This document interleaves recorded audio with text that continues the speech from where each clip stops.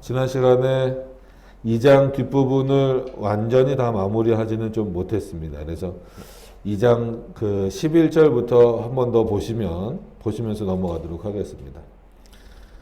2장 11절부터 보시면 때에, 그러니까는 그런 어떤 굉장히 이제 그 몸의 고통까지 좀 당한 이후에 욥의 친구들이 옮죠. 세 사람이라고 표현이 됐습니다. 그래서 그에게 모든 재앙이 임하였다 함을 듣고 각각 자기 처소에서부터 이르렀으니 곧 대만 사람 엘리바스, 수아 사람 빌닷, 나아만 사람 소발. 그래서 뭐 엘리바스, 빌닷, 소발 다 욥의 친구로 알려졌어요. 뭐 나이가 똑같다라고 해서 친구라기보다도 어떤 같은 내용들을 공유하고 신앙적인 부분도 그렇겠지만 여러 가지 환경적이고 또 문화적인 부분들. 그래서 이 세 사람은 상당히 뭐 삶의 수준도 당연히 높았겠지만 어떤 사고나 뭐 이런 부분에 있어서도 굉장히 좀 훌륭한 인물들이었어요, 세상에서. 그래서 좀 한편의 표현으로 좀 어려운 표현은 이제 현자들이다.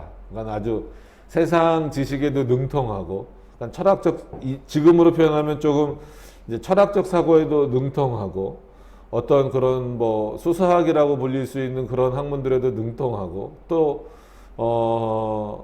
이제 천문학을 이제 미신처럼이 아니라 어떤 이 당시에도 이미 그런 과학적 사고들을 할 수 있는 그러니까는 이제 학문으로서 뭔가를 생각할 수 있는 그런 위치에 있는 인물들이에요. 그렇기 때문에 엘리바스도 그렇고 빌닷도 그렇고 소발도 그렇고 앞으로 이제 욥과 더불어서 대화를 나누는 걸 보면 굉장히 훌륭한 표현들이 많고 어떤 그 시대를 통찰하는 내용들도 많고 그 상황들을 분명히 이렇게 알고 있는 그런 표현들도 굉장히 많이 나옵니다. 그래서 인간의 지혜를, 그러니까 인간이 참 지혜롭다. 인간의 지혜가 어디까지일까?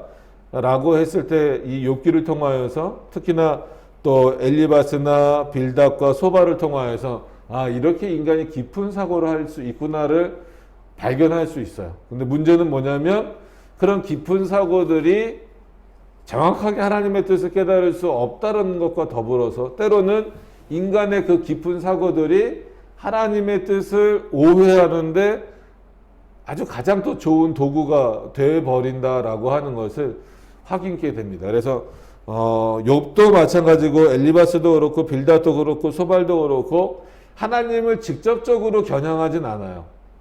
그러니까 하나님의 말씀이 틀렸다라든지 하나님이 우리에게 알려주신 우리가 이해하고 있는 어떤 그런 논리라고 일단 표현할게요. 그런 논리적인 부분들을 직접적으로 막 비방하진 않지만 자기네들이 가지고 있는 그런 현명하다, 현자라고 불린다라고 하는 게 현명하고 슬기롭고 지혜롭고 하여튼 좋은 표현은 다 쓸 수 있는 거예요. 그런 어떤 사고를 갖고 있는 입장에서 놓고 볼 때 우회적으로 욥을 비판하면서도 결국은 하나님도 문제다 이런 어떤 내용들이 나올 수밖에 없습니다. 그러니까 이런 내용들을 우리가 보면 결국은 여기서 이제 세 사람으로 표현되어 있지만 엘리바스나 빌닷이나 소발이나 지금도 마찬가지입니다. 지금도 세상에서 무엇인가에 대한 답을 줄 수 있는 사람들이라고 하는 인물들이 있죠. 그 사람들이 철학자가 됐건 아니면 어떤 종교인들이 됐건 아니면 뭐 요즘에 뭐 심리학자가 됐건 뭐 인문학자가 됐건 이런 부분들을 통하여서 우리가 유익을 많이 얻죠. 뭐 요즘에 아주 그 유명세를 떨치고 있는 그 아이를 상담하는 어떤 그런 분도 저도 보면 유익을 얻고 많은 분들이 그것을 보고 유익을 얻고 또 어떻게 하면은 그 아이들을 잘 키울 수 있을까에 대한 어떤 그런 좋은 내용들도 얻지만 결국은 그런 모든 내용들도 인간이 가지고 있는 지혜의 한계를 벗어날 수는 없다라는 거예요. 그래서 그리스도인들이 세상에서 그런 유익을 충분히 얻을 수 있습니다. 담을 쌓고 살라는 얘기는 절대 아니에요. 근데 그것도 결국은 하나님의 말씀 아래 하나님의 지혜 아래에 두어야 한다라고 하는 사실을 알아야 되는데 우리 스스로가 좀 놓칠 때가 있어요. 그래서 역사 가운데에서도 그런 어떤 교육의 내용들에 그런 내용들이 많이 들어오죠.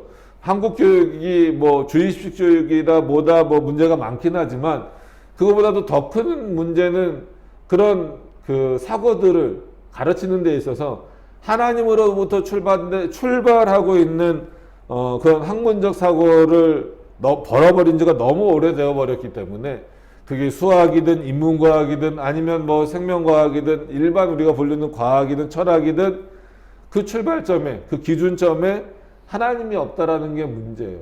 그러니까 이런 부분들을 우리가 통찰력 있게 특히나 욥기를 보면서 그런 것들을 확인해내지 않으면 우리도 엘리바스의 논리에 빌닷의 논리에 소발의 논리에 심지어는 욥의 논리에 그대로 순응하면서 아 그게 옳은 것 같다. 그렇게 보는 게 세상을 잘 보는 것 같다. 심지어 그렇게 보는 게 하나님을 잘 이해하는 것 같다. 어떤 이런 평가를 내리게 되는 경우가 많다라고 하는 것을 말씀을 드리면서 오늘 이제 욥이 입을 오늘 본문으로서 욥이 입을 떼고 있기 때문에 그 욥의 입에서 나오는 그러니까 우리가 1장, 2장을 통해서 봤던 욥은 어떤 인물입니까? 의롭고 하나님 앞에서 순전하고 하나님을 경외하는 자라. 그래서 하나님도 인정하시는 거예요.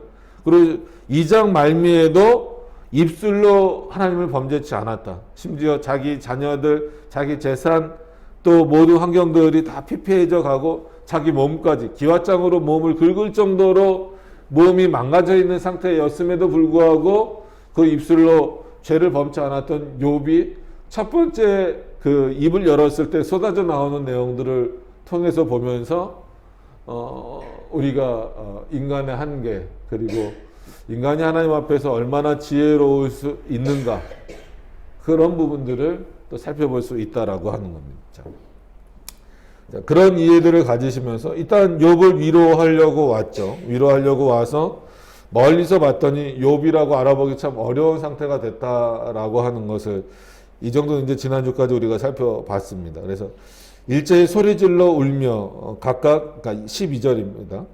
각각 자기의 겉옷을 찢고 이거는 이제 그 당시 히브리 문화권에 있는 사람들 욥은 이방인이라고 하지 않았습니까? 라고 했을 때 이 친구들 같은 경우도 그렇지만 히브리 문화권이라고 하는 것은 꼭 이스라엘 민족만을 말하는 건 아니에요. 그러니까는 우리도 예를 들어서 우리나라도 어떤 의미에서 보면은 한자를 쓰고 뭐 아직도 뭐 그렇게 하기 때문에 한자 문화권, 중국 문화권이라고 그러면 기분 나쁘죠. 그죠? 중국은 워낙 역사적으로 많이 하니까. 그러나 한자 문화권이라고 하는 건 부정할 수 없잖아요. 어떤 의미들을 쓰는 데 있어서.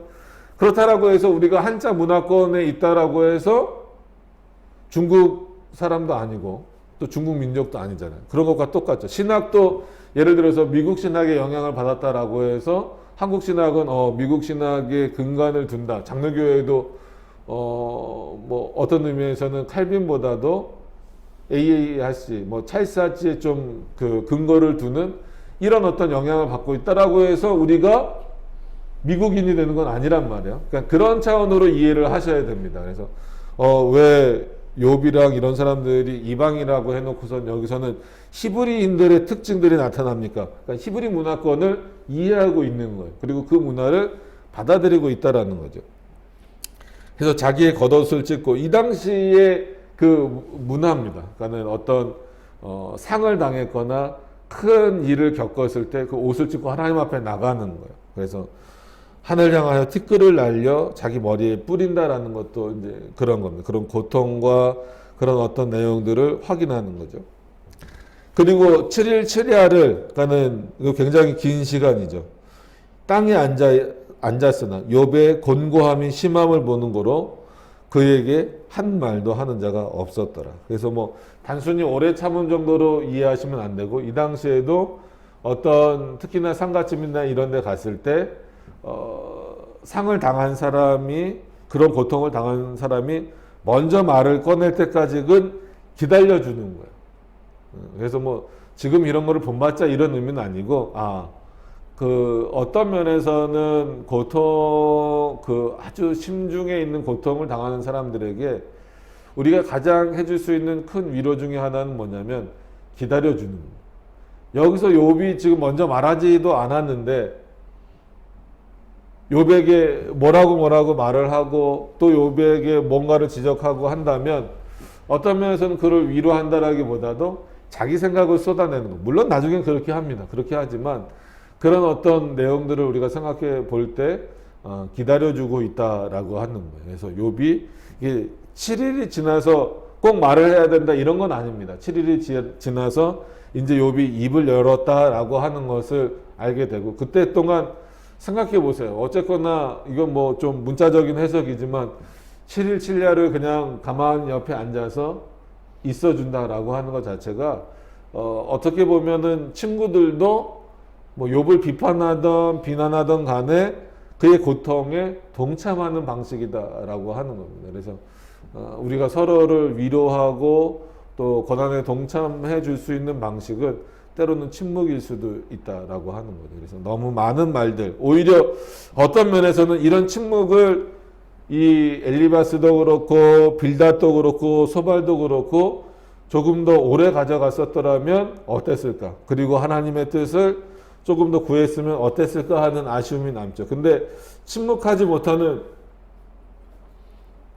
이제 3장에서부터 욥이 입을 열자마자 뭐 열자마자는 아니지만 열자마자 이제 한마디로 욥이 먼저 이제 입을 열었으니까 그 다음부터 받아치는 어떤 그런 내용들을 통해서 보면 참 사람은 기다리지 못하는구나. 자기가 알고 있는 내용들과 뭔가 상충되거나 맞지 않았을 경우에는 기다리지 못하고 막 쏟아내는구나 라고 하는 것을 봐요. 왜냐하면 하나님이 보시기에는 이 욥기만을 봤을 때 하나님이 보시기에는 욥의 말도 계속 듣고 계시는 거죠. 엘리바스의 말도 계속 듣고 계실 거예요. 빌닷과 소발의 말도 계속 듣고 계신단 말이에요. 근데 욥기를 기준으로 30장 가까이 갈 동안 개입하지 않으세요. 어떤 면에서 보면 누가 가장 말씀하고 싶으실까요? 하나님이시죠. 왜냐하면 이 모든 그 일들이 하나님의 작정과 하나님의 섭리와 하나님의 역사 안에 이루어지고 있기 때문에 이루어진 것이기 때문에 그것에 대해서 하나님이 변증하실 자기 스스로 왜 이런 일이 욥에게 일어났는지에 대해서 변증하실 수도 있고 너희들의 얘기가 틀렸다라고 말할 수도 있고 물론 뒤에는 강하게 이제 엘리후라고 해서 보통 실제 엘리후야말로 실제 어떤 인물로 보기도 하지만 인물로 보는 것보다도 그리스도와 이제 연결시켜서 이제 표현하는 그런 방식들이 이제 후반에 나오기는 하지만 그러나 그 앞선 그 수많은 내용들을 통하여서 하나님이 참고 계시다. 그러니까 참으시는 이유가 여러 가지가 있겠지만 오히려 그 참으시는 내용들을 통하여서 이스라엘 이 욥과 그 친구들이 가지고 있는 세상적 사고들을 전부 다 끌어내시는 그리고 나서 그 이후에 그 사고들이 얼마나 하나님 앞에서 문제가 있는지에 대해서 확인하시는 그런 시간들이 쭉 이어지고 있다라고 하는 겁니다. 그래서 2장 이제 지난 시간에 좀 마무리를 했었어야 되는데 오늘 또 3장을 들어가야 되기 때문에 2장은 요 정도로 해서 마무리하도록 하겠습니다. 어차피 계속 앞으로 이제 이 새 친구들과 관련된 내용들이 나오기 때문에 좀 보도록 하겠습니다. 자, 3장 내용부터 좀 들어가죠.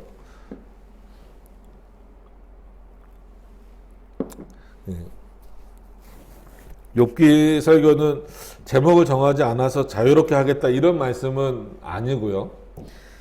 쭉 가다가 오늘도 19장인데 19장까지 아마 다 못 갈 수도 있습니다. 그러면 똑같이 본문을 두고 다음 주에 한 번 더 할 수도 있고 이제 그럴 것 같습니다. 그런 부분들은 좀 감안하시고 욥기를 나누실 때는 그렇게 하셨으면 좋겠습니다. 자, 3장 1절부터 보시면 욥이 그 후에 그러니까는 7일 7야가 지난 이후에 욥이 입을 열었다라는 거예요. 욥이 입을 열어서 첫 번째 표현이 뭐냐면 자기의 생일을 저주했다라는 거예요. 여태까지 2장까지의 욥은 어떤 면에서는 잘 견뎌왔어요. 잘 견뎌왔죠. 이미 순전한 자로 인정을 받았고 첫 번째 형벌이라고 뭐 재난 뭐 형벌이라고 하긴 그렇죠. 첫 번째 재앙이라고 할 수 있는 어떤 그런 재앙을 당한 이후에도 그는 입으로 하나님을 원망하거나 범죄치 않았었다라고 하는 거예요. 그리고 이 장에 자기 몸이 직접적으로 그런 어떤 고통 가운데 들어가게 됐을 때에도, 고난을 당하고 있을 때에도, 그리고 어떻게 보면은 가장 가까이 있는 사람이 아내잖아요. 그 아내가 하나님을 욕하고 죽으라는 그런 어떤 표현을 들었을 때에도 오히려 아내를 단순히 비난이 아니라 그 하나님에 대한 지식을 가지고 비평하면서 그런 신앙을 갖는 것은 옳은 것이 아니다라고 하면서 성경에 나와 있는 표현대로 입술로 범죄치 않았어요. 그랬던 욥입니다. 그랬던 욥이 단순히 친구들이 왔기 때문에 마음이 약해졌다라는 것이 아니라 이런 욥임에도 불구하고, 그죠? 상당히 훌륭한 인물입니다. 어떤 차원에서 훌륭합니까? 그런 모든 재앙들을 당하고 나서도 하나님 앞에 원망의 말을 쏟아내지 않았어요. 근데 3장 첫 번째 시작하는 말에서는 뭐라고 말하냐면 욥이 입을 열어 자기의 생일을 저주하니라. 우리가 3장 내용도 1절부터 19절까지 봤지만 하나님에 대해서 직접적으로 욥이 뭐 욕을 하거나 비난을 하거나 비방을 하거나 원망을 하지는 않아요. 그럼에도 불구하고 욥 스스로의 한계, 그러니까 욥의 상황을 우리가 본다면 이 정도도 표현 못하냐라고 말할 수 있겠죠. 그죠? 모든 것을 다 잃어버렸고 정말 희망도 없어 보이는 상황에 있는 욥이기 때문에 욥 정도만 표현한 것도 이거는 아무것도 아니다. 이거는 정말 신앙이 좋은 거다라고 표현할 수 있어요. 어떤 면에서는 그럴 수 있습니다. 그럼에도 불구하고 결국은 인간이 입을 열었을 때, 그리고 인간이 입을 다물었을 때 어떤 결과가 나오는가를 볼 수 있는 거예요. 그래서 때로는 우리가 하나님 앞에 침묵하고 있다. 그러니까 그 침묵은 어떤 면에서는 하나님에 대한 원망이나 이런 차원의 침묵이 아니라 겸손의 침묵인 거죠. 하나님의 뜻을 순종하고 하나님의 뜻에 반항하는 것이 아니고 그것이 옳은 것입니다라고 그대로 묵묵히 있는 것이에요. 근데 인간은 어느 순간 입을 열기 시작하면 결국은 인간의 입에서 나오는 표현은 완벽할 수가 없다라고 하는 것을 보게 된다라는 거죠. 욥이라고 하는 인물도 그렇게 하나님 앞에 범죄하지 않았다라고 하면서도 3장 처음 입을 열면서 자기의 생애를 저주한다. 보세요. 그 이후에도 하나님에 대해서 하나님이란 표현 자체도 나오지 않고 뭐라고 말하냐면 또 2절에 욥이 말을 내어 가로되 나의 난 날이 멸망하였었더라면 나말을 남자를 배웠다 하던 그 밤도 그리하였었더라면. 그건 이건 뭐예요? 욥의 어머니가 내가 임신했구나 라고 하는 것을 알았던 그 날을 그랬었더라면, 그 날이 캄캄하였었더라면. 여기서 캄캄하다는 것은 어떤 의미예요? 실제로 뭐 밤을 의미하는 것이 아니라 희망이 없었더라면 뭐 그런 의미겠죠. 하나님이 위에서 돌아보지 마셨더라면. 하나님이란 표현이 나오지도 않는다고 했는데 죄송합니다. 나왔네요. 그죠? 네. 하나님이 위해서 돌아보지 마셨더라면, 빛도 그날을 비치지 말았었더라면. 자, 일단 여기까지만 보면은 뭐가 문제인 것 같아요? 욥이 하나님을 직접적으로 원망하지는 절대 않았어요. 근데 지금 뭘 부정하고 있는 거예요? 생일을 부정했다 정도로 이해하시면 안 됩니다.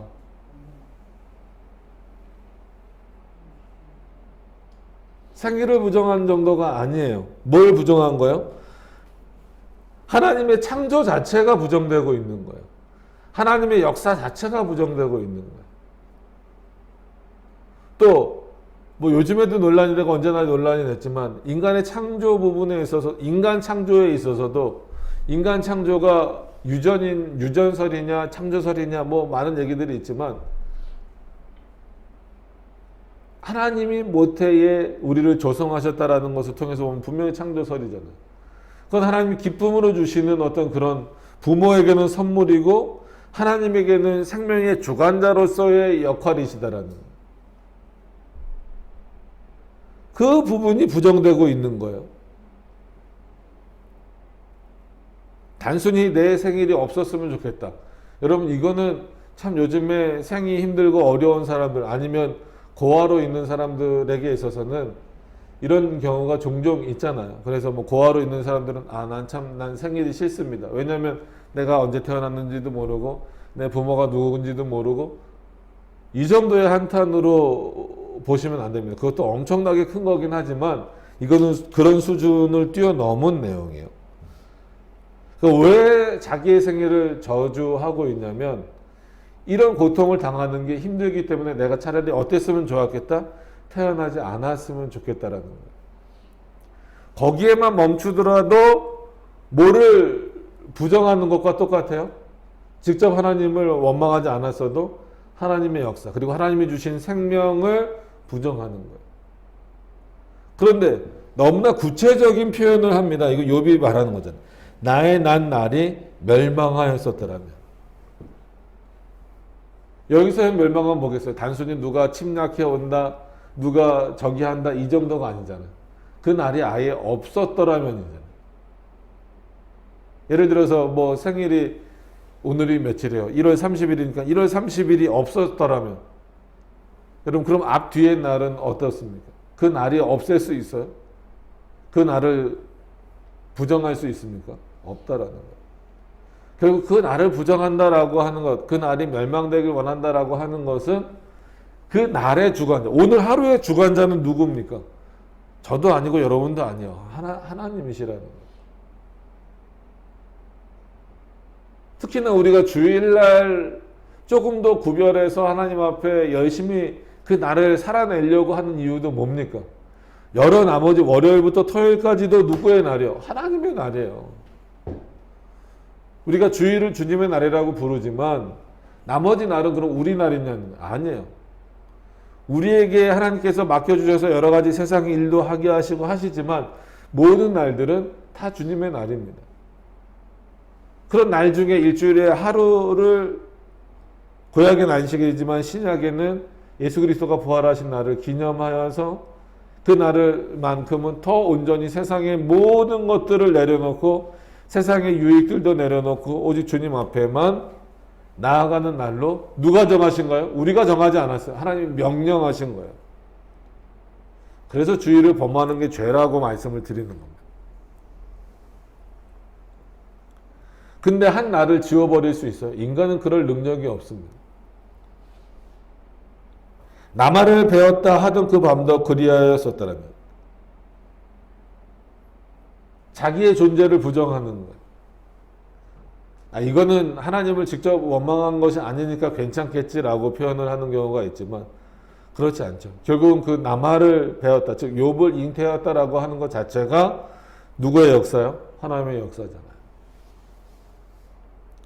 그날이 캄캄하였었다면 이게 뭐가 문제가 될까요? 캄캄하면 가려질 수 있어요? 실제로도 범죄가 밤에 일어나는 이유, 낮보다도 범죄가 밤에 많이 일어나는 이유는 뭐예요? 뭔가 가려질 수 있을 거라는 생각이잖아요. 그게 인간의 아주 기본적인 마음이에요. 본질적인 마음이고. 그래서 실제로 뭐 요즘에 아무리 CCTV가 발전하고 뭐 발전해도요, 교통사고도 마찬가지예요. 블랙박스도 워낙 좋아졌지만 낮에 사고가 나면은 번호판이 잘 찍혀요. 근데 밤에 사고 나면 가끔 뺑소니 치는 차들이 있어요. 왜 그러냐면 블랙박스가 아무리 화질이 좋아져도 밤에는 잘 안 찍히는 경우가 많아요. 그러니까 사람들 심리가 그런 거예요. 그렇기 때문에 여기서도 마찬가지로 그 밤이 깜깜하였었더라면, 그러니까 내 생일이 깜깜하였었더라면, 아주 흑암 중에 가려져 있었더라면 마치 누가 돌보지 않는 것처럼 하나님이 돌아보시지 않는 것처럼.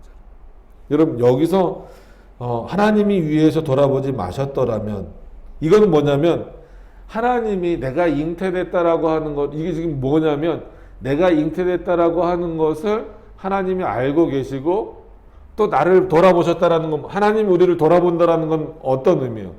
은혜잖아요, 은혜. 그래서 좀 돌아보면서 살아라. 우리가 그러잖아요. 친구도 좀 돌아보고 뭐 가족들도 좀 돌아본다라는 얘기가 뭐예요? 진짜 뭐 고개를 돌려서 이렇게 본다는 겁니까? 아니잖아요. 살피고 보살피고 이끌어주라는 거죠. 아이들 좀 잘 돌아봐라 라고 하는 거는 지금 이 아이가 어떤 상황에 있는지, 어떤 환경에 처해 있는지, 어떤 생각을 갖고 있는지를 좀 살펴보라는 의미잖아요. 그렇기 때문에 하나님이 돌아보신다라고 하는 것은 우리를 일일이 다 살피신다라는 거예요. 근데 욥은 지금 가정이긴 하지만 하나님이 위해서 돌아보지 마셨더라면, 그러면 내가 죽었을 것이다라는 거예요. 그러니까 이렇게 하나님을 경외하는 자였던 욥도 이런 혼란과 환란에 빠져 있을 때에는, 그러니까 이런 데서 좀 어려운 거예요. 그러니까 뭐가 어려우면 해석이 어려운 게 다른 게 어려운 게 아니라 욥이 원래 이 정도 수준에 있었는가? 그러니까 하나님에 대해 지금으로 하면 신학적 수준이겠죠. 그러나 하나님을 아는 수준이 원래 이 정도에 머물러 있는 건가? 아니면 그렇진 않지만 더 풍성했지만 한마디로 더 깊이가 있지만 지금은 너무나 극심한 고통에 자기가 빠져 있다 보니까 이렇게 수준이 떨어진 건가? 자, 계속 말씀드리지만 욥기는 정말 집중해서 듣지 않으시면 안 된다라고 말씀을 드렸어요. 이게 무슨 얘기냐면, 하나님이 위에서 돌아보지 마셨더라면 욥의 생명이 없어집니까?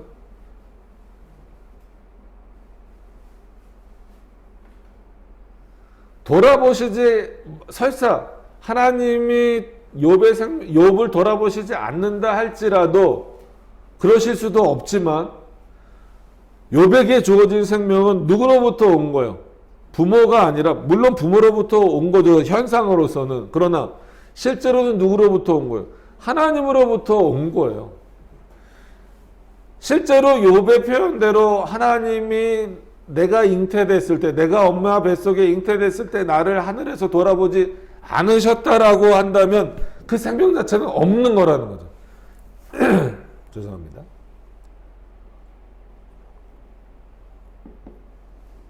이게 어떤 면에서는 하나님을 어느 정도 알고 있다라는 사람들이 하나님을 원망할 수 있는, 또 하나님을 부정하는 그런 내용 중에 하나다라는 거예요. 하나님의 역사를 부정한다라고 봐야 되겠죠. 생명을 주시는 자가 하나님이신데 그 생명은 어디서 딴 데서 오는 게 아니잖아요. 생명이 주어진다라는 것 자체가 누구의 돌보심이요? 하나님의 돌아보심이에요. 근데 생명을 주시고 나서 돌아보지 않으면 그 생명이 없어질 거다. 이게 가능한가라는 거예요.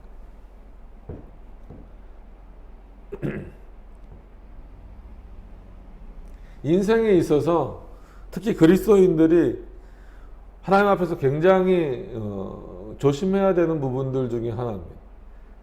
우리의 존재의 부분에 있어서 힘들고 지치고, 때로는 여러 가지 환경에서 몸이 불편할 수도 있고, 또 그렇게 태어날 수도 있고, 그런 거에 있어서 굉장히 그것을 부정하거나 원망할 때 이런 표현들을 많이 쓰죠. 욥의 신앙이 마치 생명은 다른 데서 오고 그것을 하나님이 돌보실 때 그것을 지켜질 수 있는 것처럼 생각하는 수준인지, 아니면 그러지 않고 그 모든 것들이 하나님으로부터 오지만 지금 자신이 당한 고통이 워낙 크기 때문에 지금 그것을 부정하려고 하는 건지. 두 가지가 다 문제다라는 거예요. 이 두 가지 사고가 전부 다. 그래서 하나님이 위에서 돌아보지 마셨더라면, 빛도 그날을 비치지 말았더라면, 이것도 하나님의 역사입니다. 빛이라고 하는 것을 단순히 태양 이렇게 생각하시면 안 돼요. 우리가 창조 부분에 있어서도 창세기를 볼 때도 빛이 있으라라고 했을 때 그 빛을 단순히 태양으로만 보지는 않습니다. 그러니까 동시 창조의 개념으로 통해서 볼 때 물론 우리는 지구가 먼저 창조되고 이제 이런 수많은 은하계들이 창조됐다라고 믿지만 거의 동시적이다라는 차원에서 놓고 볼 때 단순히 그때 빛이 있으라라고 했을 때 태양이 그때 생겨났다 이런 의미로 이해하면 안 되신다라는 거예요. 그 빛은 지금으로서는 참 해석하기 힘든 그런 부분이 하나님의 어떤 전체 광명의 그런 내용으로서의 명령하심이기 때문에 단순히 이런 태양빛 정도로만 한계를 두시지 말라는 거예요. 이거를 포함한 어떤 그런 내용으로서 하나님의 말씀이 본격적으로 그리고 하나님의 말씀이 비춰질 때 그것이 우리에게 어떤 의미로 다가오는가라는 차원에서 다시 한 번 더 그 창조를 이해할 수 있다라고 한다면 여기서도 빛도 그날을 비치지 말았더라면 이게 다 동일선상에 있는 표현이죠. 뭐와? 하나님이 돌아보셨다라는 것. 지금도 빛이 비친다라고 하는 것은 의미가 있잖아요. 좋은 거잖아요. 현상적으로도 좋잖아요. 날씨가 맑으면 사람들 마음도 기분 좋잖아요. 비가 오고 이런 날은 우울해지잖아요.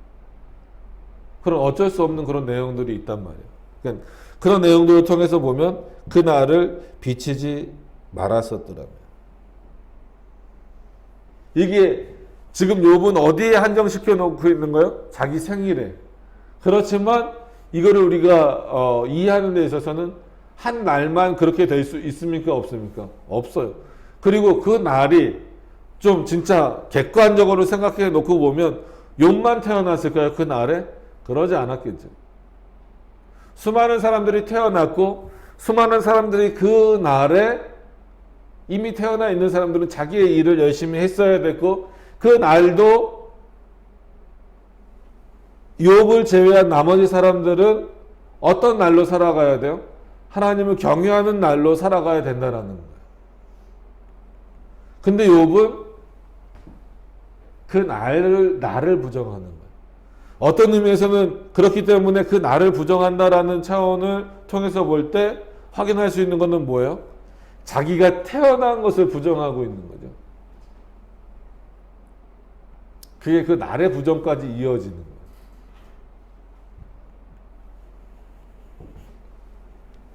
그러니까 이런 내용들이 결국은 그렇게 순전하고 입술로 번제치 않았던 욥이었어도 입을 벌렸을 때 분명히 첫 번째 그런 재앙을 당하고 나서는 욥이 뭐라고 표현합니까? 그의 입이 열렸을 때 뭐라고 표현합니까? 하나님을 경배한다라고 했어요. 그것이 거짓말이라는 것이 아니라 그런 욥에게 있어서도 이런 극심한 고난과 고통 가운데 있을 때 어떤 자의 모습으로 넘어지고 떨어질 수밖에 없냐면 자기의 생을 부정하는, 자기의 출생을 부정하는, 즉 자기의 존재를 부정하는 단순히 인간론적인 부분이 아닙니다. 뭘 부정하는 거예요? 그 생명을 주신 하나님을 부정한다기보다도 하나님을 원망하는, 그리고 하나님의 역사를 부정하는 것과 마찬가지의 표현이잖아요. 그러니까 이런 부분들이 참 어렵죠. 이 정도도 안 됩니까? 네, 안 된다는 거예요.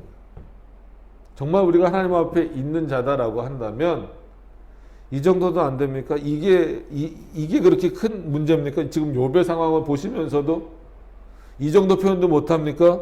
안 된다는 거예요. 그런 차원에서 어렵죠. 분명히 욥이 2장에서 하나님이 우리에게 복을 주시기도 하지만 재앙도 주신다. 알고 있어요. 이 표현을 한 욥과 3장에 자기의 생일을 부정하는 욥과 같은 인물이란 말이에요. 알고 있어요. 알고 있어도 안 되는 게 우리입니다. 여러분 3장에서부터 물론 1장, 2장도 마찬가지지만 3장에서부터 욥에게서부터 하나님이 자기 생일을 부정케 하셔서 끌어내고자 하는 내용이 뭐예요? 인간의 한계예요. 인간의 본성적인 한계예요. 근본적인 한계예요. 조금 쉽게 말해서 나는 정말 하나님을 경외하고 싶은데, 나는 정말 끝까지 하나님을 원망하지 않고 그 하나님만 바라보고 싶은데, 때로는 내 환경과 내 상황에 따라서 그 앞에서 내 신앙이 무너져 내릴 수밖에 없는 경우가 수도 없이 많이 있다라는 거예요. 그렇기 때문에 결국은 이 신앙을 지켜나간다라고 하는 것 자체가 우리의 노력으로는, 우리의 경험으로는, 우리의 의지로는 불가능하다라는 거예요. 이런 불가능한 내용들을 욥기를 통해서 욥의 표현을 보면서 알면서도 우리 스스로가 부정해요. 우리 스스로가 할 수 있다라고 부정을 하는 거예요. 하나님 앞에 점점 교만해지잖아요. 인간이 지내오면서 바벨탑을 쌓으면서도 마찬가지고, 다윗이 인구조사를 하면서도 마찬가지고. 그래서 하나님을 원망한다라고 하는 그 부분에는 인간의 교만함과 인간의 본성적인 악함이 그대로 다 드러날 수밖에 없는 거예요. 5절로 넘어가서 보셔도 마찬가지입니다. 유함과, 이것도 뭐 어두움과 마찬가지예요. 우리가 이제 성경에 있는 표현으로 흑암이다 뭐 이런 표현하고 좀 비슷한 겁니다. 유함과 사망의 그늘이 그날을 자기 것이라 주장하였었더라면, 솔직한 얘기로 사망도 생명의 주관자가 누구예요? 하나님이시기 때문에 사망도 결국은 누가 시키시는 거예요? 하나님이 시키시는 거예요. 죽음이라고 하는 것도 하나님이 주시는 거예요. 근데 사망의 그늘이 그날을 자기 것이라 주장하였으면 좋겠다. 마치 사망은 누가 주는 것처럼, 사단이 주는 것처럼 표현하고 있잖아요. 그리고 그 사단이 그 날을 자기 날이라고 주장했으면 좋겠다라는. 그럴 수 있습니까? 없습니까? 없어요. 여러분, 우리가 큰 혼란과 환란에 빠졌을 때 하나님에 대한 지식이 이렇게 약화될 수 있다는 거. 무서운 일이죠. 구름이 그 위에 덮였었다라면, 그럼 하나님 못 보십니까? 그러니까 이게 다 인간적 한계예요. 여러분, 욥기를 볼 때 그냥 이거를 어떻게 봐야 될까요? 이게 뭐 구름이 위에 덮였더라면, 낮을 캄캄하게 하는 것이 그날을 두렵게 하였었더라면, 이거는 욥의 기준에서의 생각이죠. 그러니까 지금 욥이 태어난 날을, 여러분 이제 아이가 태어난 날 이왕이면 날씨도 좋고, 우리 생각에는 이왕이면 날씨도 좋고 뭐 참 축복받고 막 이랬으면 좋은데, 뭐 그래도 기쁘긴 하겠지만 막 아이가 태어난 날 막 폭풍우가 몰아치고 뭐하고 그러면 좀 뭐 우울할 수도 있겠죠. 그건 전형적으로 우리 생각이라는 거예요. 그러면 한번 비교를 해드리는 거예요. 어떤 아이가 태어났는데 아주 화창하고 좋은 날씨예요. 그럼 그 아이는 축복받은 아이고, 어떤 아이가 태어났는데 뭐 겨울이니까 막 폭설이 내리고 막 폭풍우가 몰아치고, 그럼 그 아이는 저주받은 아이입니까? 하나님의 은혜가 없는 아이입니까? 이 두 아이 중에서 하나님의 은혜의 차이가 있을까요? 없을까요? 근본적으로는 없죠. 어떤 차이밖에 없습니까? 이 아이가 창세 전에 하나님으로부터 택함받은 아이인지 그렇지 않은 아이인지가 중요한 거죠. 진짜 극단적인 예로 유기자로 선택받은 아이가 화창한 날에 태어났어요.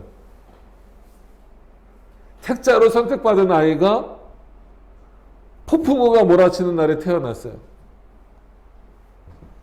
누가 더 축복을 받은 아이입니까? 폭풍우에 태어났어도 하나님이 창세전에 택한 자가, 그 아이가 축복받은 아이죠. 근데 우리는 그렇게 생각을 못해요. 우리에게 좋은 일.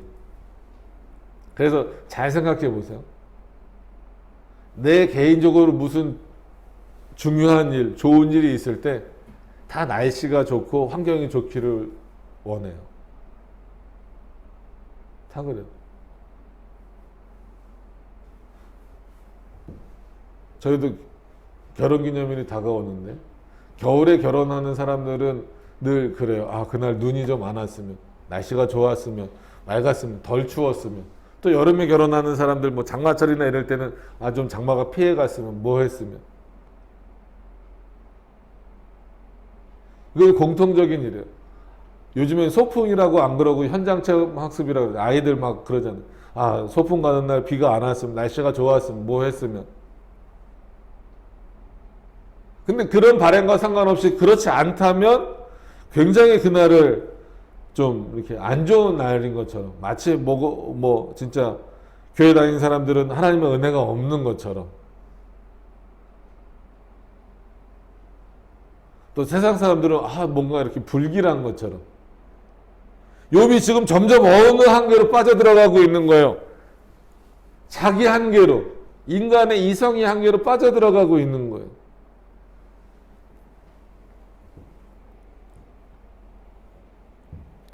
하나님이 그 날을 빼앗기실 수가 없어요. 그리고 그 날이 실제로 어두운 날이라고 할지라도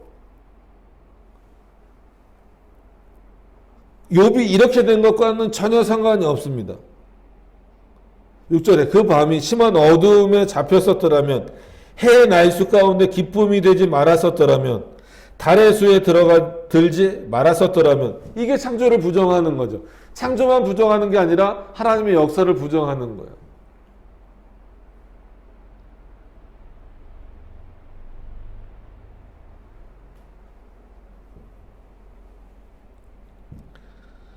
실절에 그 밤이 적막하였었더라면, 그 가운데서 즐거운 소리가 일어나지 말았었더라면.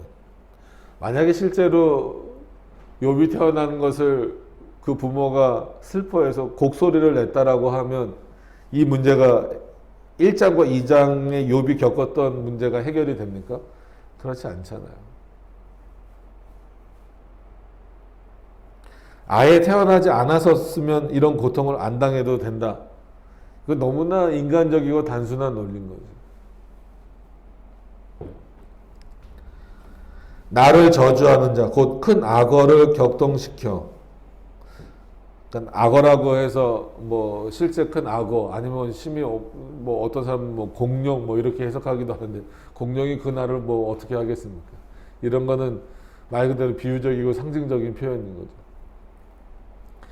그러니까 자기가 이게 그 어떤 의미인가요? 아, 욥의 입장에서도 지금 나에게 닥쳐온 이 재앙이 하나님이 주신 시험인가, 아니면 사단이 나에게 준 재앙인가, 욥 스스로도 헷갈리는 거예요.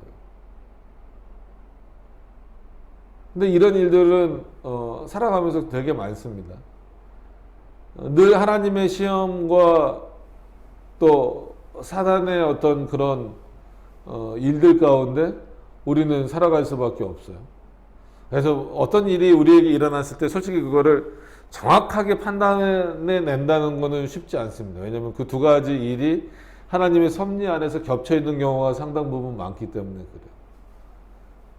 그래서 하나님이 사단의 목적과 방식을 사용하신다. 이 표현을 그래서 잘 이해해야 된다라고 말씀을 드립니다. 인간도 인간의 목적과 방식을 서로 이용하고 또 그것을 사용하듯이 하나님은 이 세상의 모든 피조물들을 역사하실 때 그렇게 역사하신다는 거예요. 하나님이 직접 역사하시는 경우도 있지만 사람의 생각과 목적을 이용하시기도 하고, 심지어 사단의 목적과 방식을 이용하기도 하신다는 거예요. 그럼 욥은 분명히 이것이 하나님이 나를 저주하지는 않으셨을 텐데, 그럼 이 나를 내가 지금 이런 환난 가운데 있는 이것은 사단으로부터 온 거다라는 인식을 가졌을 때 결국은 그 날이 지금 이렇게 많은 것을 가졌다가, 그러니까는 이 욥의 생각 속에는 많은 게 있는 거예요. 왜 자기의 날을 부정하냐면, 태어난 날을 부정하냐면, 아예 태어나지 않았으면 더 좋았겠다라는 말도 나오지만 그 이유는 뭐예요?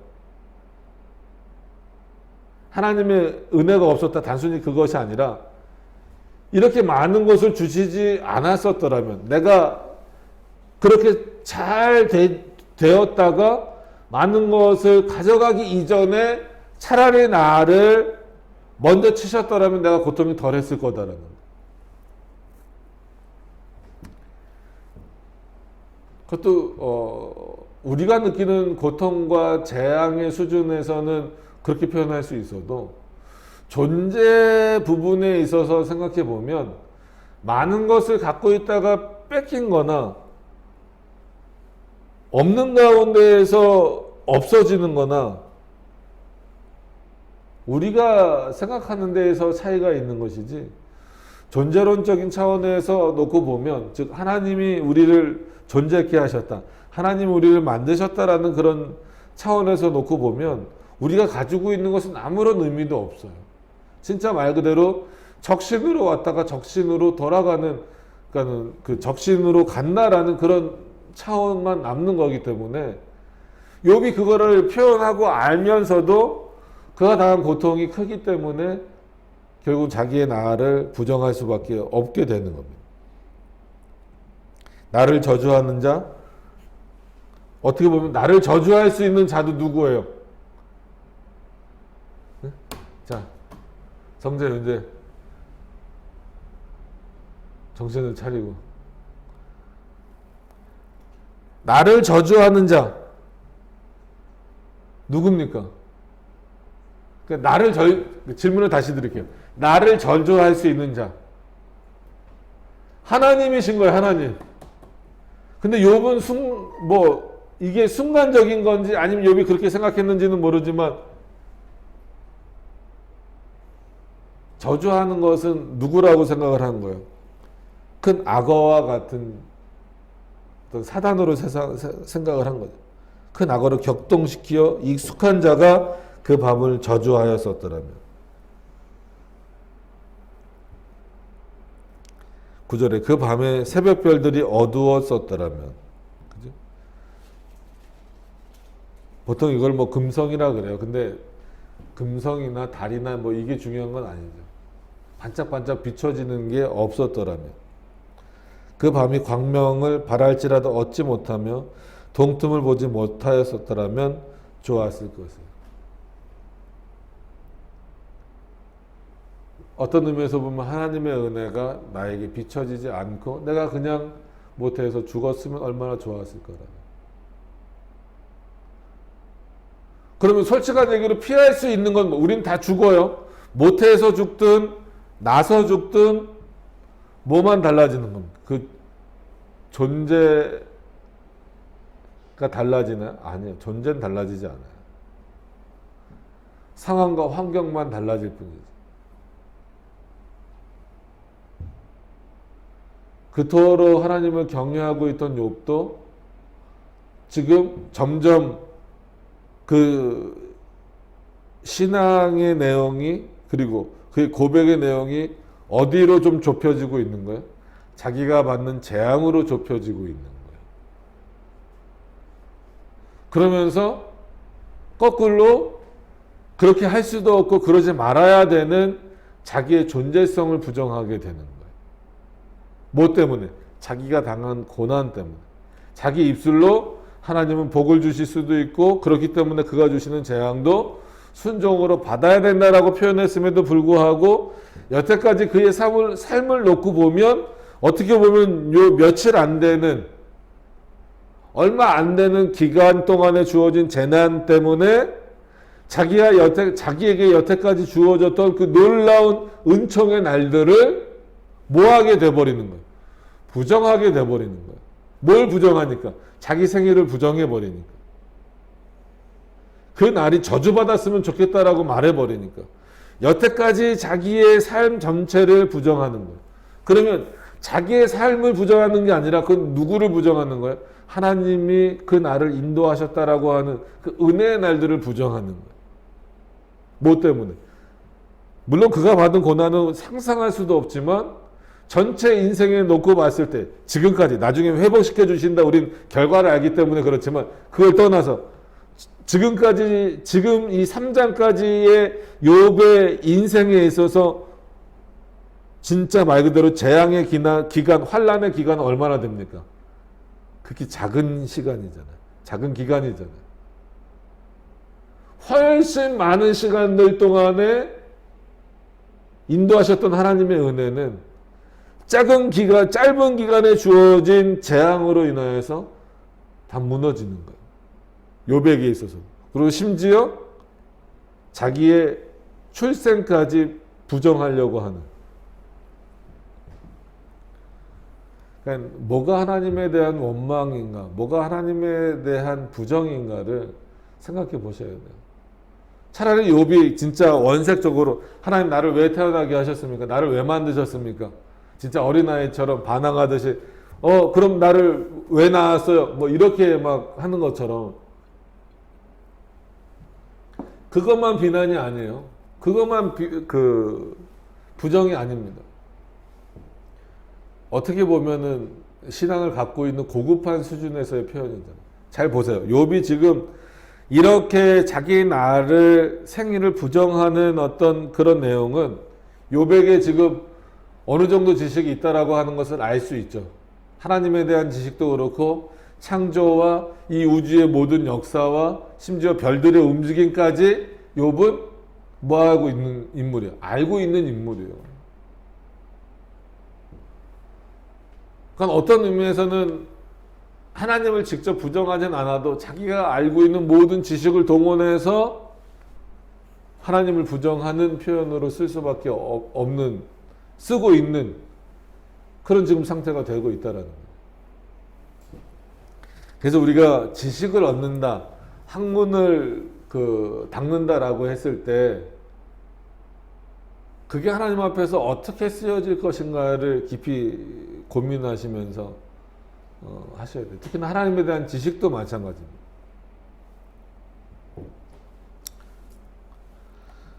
자, 10절로 넘어가서 보시면 이는 내 모태의 문을 닫지 아니하고 내 눈으로 환난을 보지 않도록 하지 아니하였음이로구나. 모태의 문을 어떻게 자기가 닫아요?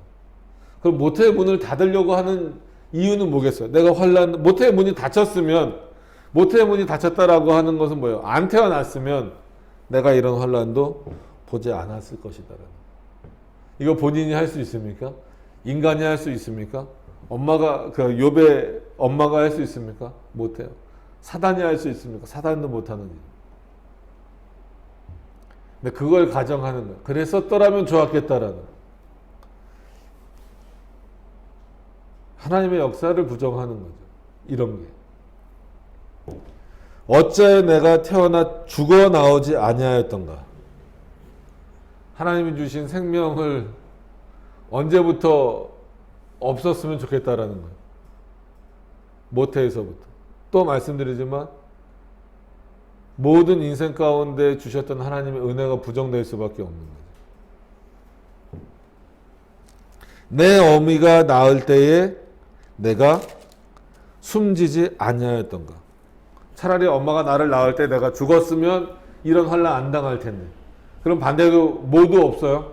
여태까지 그가 받았던 은혜도 없는 거예요. 복도 없는 거예요. 지금 욥이 뭘 부정하고 있는가? 단순히 이 환난이 너무나 견디기 힘듭니다라는 정도 수준을 이미 넘어가고 있다라는 거예요. 어찌하여 무릎이 나를 받았던가. 이때는 다 산파들이 받으니까, 그죠? 어찌하여 유방이 나로 빨게 하였던가.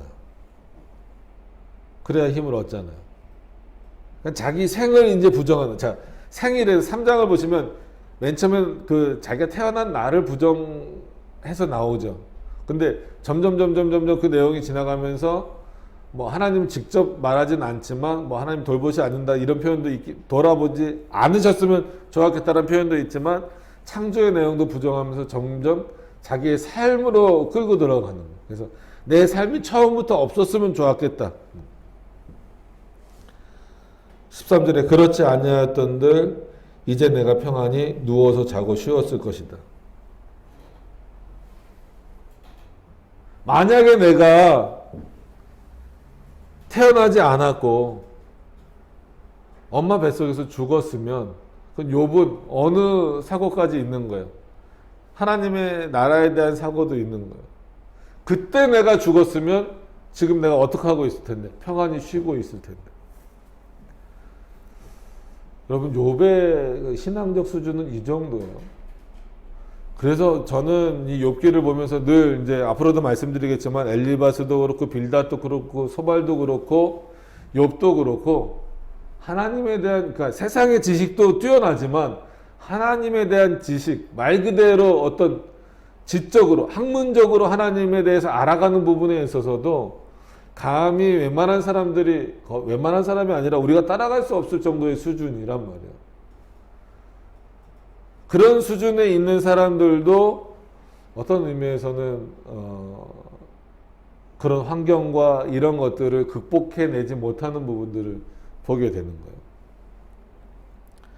13절에도 그런 차원입니다. 그렇지 아니하였건들 이제는 내가 평안히 누워 자고 쉬었을 것이다. 죽으면 어떻게 된다라는 걸 아는 거죠.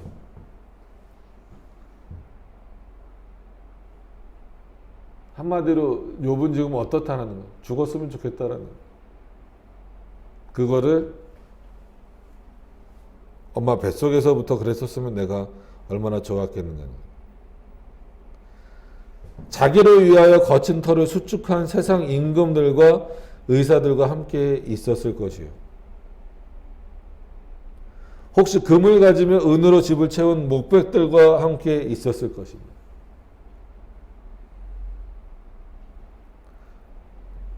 또 부지 중에 낙태한 아이 같아서 세상에 있지 않겠고 빛을 보지 못한 아이들 같았을 것입니다.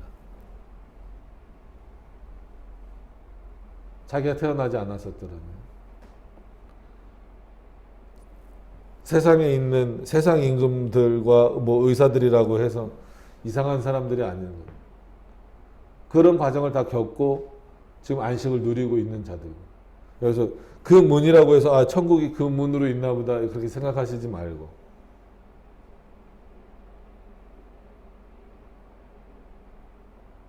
그런 풍족함을, 그런 풍성함을 자유롭게 누릴 수 있는 곳은 어디밖에 없다라는 것을 욥도 알아요. 하나님의 나라밖에 없다라는 걸 알아요. 그러니까 내가 태어나지 않았으면 이 고통과 환난을 겪지 않고 그냥 나는 영원토록 그 안식에 있을 텐데 왜 나를 태어나게 하셨느냐. 인간의 제일 되는 목적 또 생각할 수밖에 없죠. 하나님 우리를 왜 태어나게 하셨는가? 우리로 하여금 그냥 우리가 좋고 즐거운 일만 일어나기 위하여서 존재하는 것인가? 그러기 위해서 우리를 이 땅에 살아가도록 하신 것인가? 그렇지 않다라는 것을 우리는 알면서도 그것이 쉽게 되질 않는다는 참 어려운 부분입니다. 자, 17절에 보시면 더 왜 이런 표현을 했는지 분명하게 나타납니다. 거기서는 악한 자가 소요를 그치며, 그죠? 천국에서는 악한 자가 소요를 일으킬 수 없죠. 사단이 나를 공격할 수도 없죠. 욥은 그걸 분명히 아는 겁니다. 그러니까 난 거기 있고 싶다. 엄청나게 대단한 신앙 고백인 것 같지만 뭘 부정하는 거예요? 이 땅에서의 삶을 부정하는 거예요. 이 땅에서 하나님의 역사를 뛰어넘어가고 싶다라는 거예요. 뭐 때문에? 지금 자기가 당하고 있는 환난 때문에, 재앙 때문에. 거기서는 곤비한 자가 평강을 얻으며, 천국에서는 그럴 수밖에 없죠. 거기서는 갇힌 자가 다 함께 평안히 있어 감독자의 소리를 듣지 아니하며. 하나님의 말씀을 듣지 않는다는 의미가 아니에요. 세상에 어떤 그런 고통이나 이런 것들이 없다라는 거죠. 거기서는 작은 자나 큰 자나 일반으로 있고 종이 상전에게서 놓이느니라. 가장 이상적인 곳 어디겠어요? 하나님의 나라죠. 그럼 욥에게 있어서는 솔직한 얘기로 천국에 대한 어떤 하나님의 나라에 대한 지식이 있었다 할지라도 실제로 지금 거기를 가고 싶다 이런 소망보다도 거긴 그런 곳인데 차라리 이렇게 내가 환난을 당할 줄 알았으면, 재앙을 당할 줄 알았으면 어땠으면 좋겠다? 태어나지 않고 거길 갔으면 좋겠다라는 겁니다. 왜 이게 인간의 근본적인 마음이라고 계속 말씀을 드리냐면, 욥이 이런 지식을 언제부터 갖고 있었을까요? 이런 어떤 창조에 대한 질서에 대한 지식과 이런 하나님의 나라에 대한 지식들을 욥이 언제부터 갖고 있었을까요? 환난을 당하기 전부터 갖고 있었겠죠. 그죠? 그렇기 때문에 그가 날마다 하나님 앞에 순종하려고 했고, 심지어 자기 자녀들이 뭐 범죄는 아니라 할지라도 그런 어떤 흥에 넘쳐서 있을 때 이들이 죄를 지을까봐 그들을 위하여서 다 데려다가 제사도 드렸던 거 아닙니까? 그럼에도 불구하고 그때는 단 한 번도 자기 생일을 저주하지 않았고, 자기가 모태에서 죽어서 나오기를 바라지도 않았어요.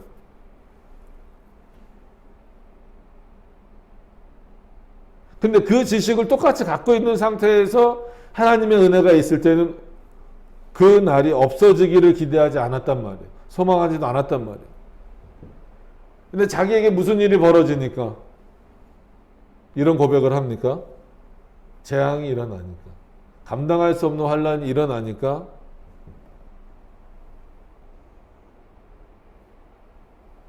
오히려 하나님을 찬양하기 위해서 하나님이 그에게 주셨던 하나님에 대한 지식들을 통하여서 뭐를 지금 비난하고 있는 거야? 자기의 태어난 날, 자기의 모든 삶을 부정하려고 하고 있는 거야. 그리고 그 날을 뛰어넘어서 평안케만 되기를 소망하고 있다는 거예요. 여러분, 우리는 우리의 날을 부정할 수 없어요. 우리가 좋을 때만 그 지식을 가지고 하나님 앞에 섬길 수는 없습니다. 욥이 갑자기 환난을 당한 이후에 이런 지식이 생겼다라고 볼 수는 없어요. 그죠? 이런 하나님에 대한 지식들이 욥에게는 언제나 있었다라는 거예요. 우리도 마찬가지입니다. 예수 다 믿으시죠? 하나님 다 믿으시죠? 삼위일체 하나님 누구신지 다 아시죠? 지금은 부정하지 않습니다. 우리가 이게 태어난 날 정말 솔직하게 물어보고 싶어요. 뭐 욥에게 물을 수는 없지만, 여러분들 정말 모태에서 죽었으면 좋았겠어요? 그러지 않잖아요. 이렇게 살아있는 게 하나님의 은혜라고 우리는 늘 말하잖아요. 그러면서도 순간의 어려움이나 환난이나 우리에게 고난의 순간이 다가오면 마치 이 3장의 욥처럼 자신의 생을 부정하는, 자기에게 생명을 주신 그 하나님의 은혜를 부정하는 경우가 많이 있다라는 거예요. 그게 직접적이든, 그게 하나님께 대해서 직접적이든 아니면 간접적이든, 자신이 알고 있는 모든 지식들을 동원해서 그 시간들을 부정하는 내용으로 흘러가게 만들어 버린다면 그것은 참된 신앙의 모습은 더욱이나 아니다라는 거죠.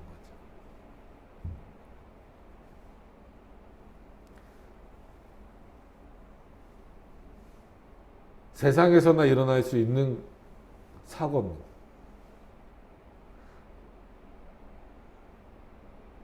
물론 욥의 지금 상태를 놓고 보면 충분히 이 정도는 할 수 있겠다라는 생각이 들기도 하죠. 그죠? 그럼에도 불구하고 하나님이 내려주신 평가, 욥은 의롭고 순전한 자다라는 의미에서 놓고 볼 때는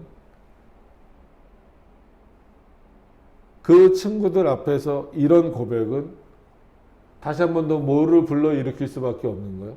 욥 스스로가 어떻게 보면 그 친구들에게 많은 그 논쟁거리들을 제공해주는 어떤 그런 결과물이 되었다라고 하는 거예요. 그래서 하나님 앞에서, 친구들 앞에서 입을 벌린 거지만 결국은 우리는 생각을 잘 하셔야 됩니다. 우리가 말을 한다라고 하는 것, 생각을 한다라고 하는 것은 눈에 보이는 대상이 있기도 하지만 언제나 우리의 대상은 누구시다라는 거예요? 하나님이시다라는 거예요. 그래서 우리가 말을 할 때, 행동을 할 때 극히 조심해야 되는 이유는 우리의 언행의, 즉 말과 행동의 대상이 단순히 사람이 아니다라는 거예요. 여기서도 지금 누구에게 하는 말이에요? 솔직한 얘기로 하면, 1차적으로 하면 친구들에게 하는 말이잖아요. 그죠? 엘리바스와 빌닷과 소발에게 하는 말이란 말이에요. 친구들아, 그래 나를 위로하러 와줘서 고마운데 나는 내 생리를 부정한다.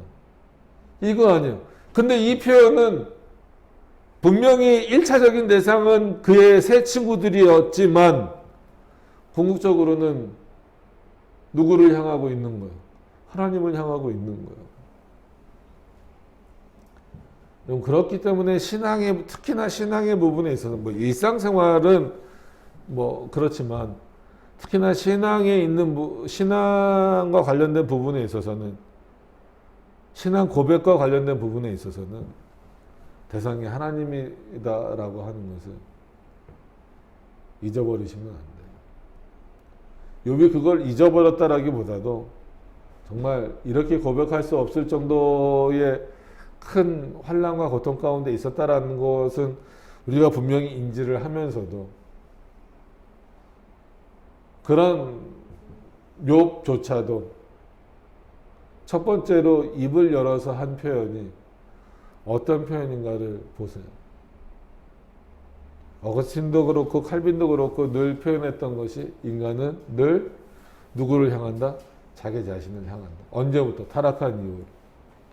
욥도 마찬가지로 본성적으로 악한 상태에 있을 때에, 그죠? 그러니까 하나님이 그를 의롭다라고 하셨다라는 건 부정하지 않죠. 그가 중생된 자다라고 하는 것도 부정할 수는 없습니다. 그럼에도 불구하고 누구나 가지고 있는 그런 본성적인 악함이 결국은 누구를 향하게 하는, 그러니까 오늘 이 3장 1절부터 뭐 19절까지만 봤지만 누구를 향하는, 이게 전형적으로 누구를 향하는 표현이에요. 인간이 누구를 향한 표현입니다. 인간이 인간을 향해 가는 표현이에요. 하나님으로부터 등을 돌리고 자신을 향해 가는 표현인 것처럼 욥도 지금 누굴 향해서 가는 거예요? 욥 자신을 향해서 가는 거예요. 내가 이랬었더라면 이 재앙을 피할 수 있었겠다는.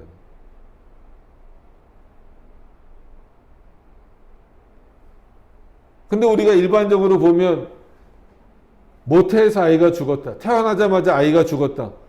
그거를 뭐라고 여겨요? 재앙이라고 여기잖아요. 재난이라고 여기잖아요. 그 부모에게 있어서, 특히나 어머니에게 있어서 10달 동안 품었던 아이가 태어나지도 못하고 뱃속에서 죽었다. 태어나자마자 죽었다. 이건 축복입니까? 엄청난 재난이죠. 감당할 수 없는 재앙인 거죠. 재난인 거. 그럼 결과적으로 뭐예요? 오늘 욥을 통해서 보면 욥이 실제로 이런 환난을, 이런 재앙을 당하지 않기 위해서 모태에서 죽었다 할지라도, 태어나자마자 욥이 죽었다 할지라도, 그런 차원에서 보면 욥은 재앙을 받은 겁니까? 안 받은 겁니까? 받은 거예요. 근데 욥은 이원론적으로 갈려버리잖아요. 내가 그때 죽었으면, 내가 그때 태어나지 않았었으면 나는 이 환난을 겪지 않았을 것이다. 전형적으로 누구의 생각이에요? 욥의 생각이고, 그게 인간의 생각이라는, 하나님의 생각을 읽지 못하는 부분입니다. 이런 욕기를 보면서 우리가 하나님 앞에서 얼마나 말 한마디 내는 것을 조심해야 하는가를 깊이 한번 생각해 보셔야 돼요. 어찌됐건 간에 나에게 이 날을 허락하신, 그 날이 어떤 날이 진행되든지 간에 상관없이 하나님이 나에게 이 날을 허락하셨다라는 것 자체가 축복이다라고 하는 것을 기억하지 못할 때 우리는 이런 욕과 같은 실수를 언제든지 범할 수밖에 없다라는 거예요. 그래서 단순히 오늘 뭐 3장 같은 경우를 이제 설교할 때 제목을 정하라 그러면 많은 분들이 그렇게 정하죠. 자기의 생일을 부정하는 욕. 그건 틀린 건 아니지만 그 의미를 조금 더 깊이 이해하기 위해서는 단순히 한 날을 부정했다라기보다도 자기 인생 전체 그리고 그 인생 가운데 역사하신 하나님의 역사하심 전체를 부정하고 있다라는 차원에서 이것은 문제가 되고 있다라는 거예요. 우리 삶에서도 얼마든지 이런 부분들이 너무나 많이 있기 때문에 이런 사고들을 벗겨 나가는 것, 제해 나가는 것. 어떻게 보면 욥기가 중요한 의미는 그런 인간적인 사고들을 그러나 누구나 평범해 할 수 있고 맞다라고 동의할 수 있는 그런 사고들을 하나하나씩 벗겨 나가는 작업이 쉬운 작업이 아니기 때문에 늘 욥기는 좀 어렵다라고 말씀을 드리는 거예요. 그래서 오늘도 그런 차원으로서 이해를 하시면서 우리가 하나님 앞에 복이 뭔가, 재앙이 뭔가. 욥처럼 단순히 태어나지 않았었더라면 그런 재앙에서 피해갈 수 있는 거예요. 눈에 보이는 재앙은 피해갈 수 있겠지만 전체적인 차원에서의 그 의미를 깊이 한번 생각해 보실 수 있는 여러분들이 되셨으면 좋겠습니다. 기도하도록 하겠습니다.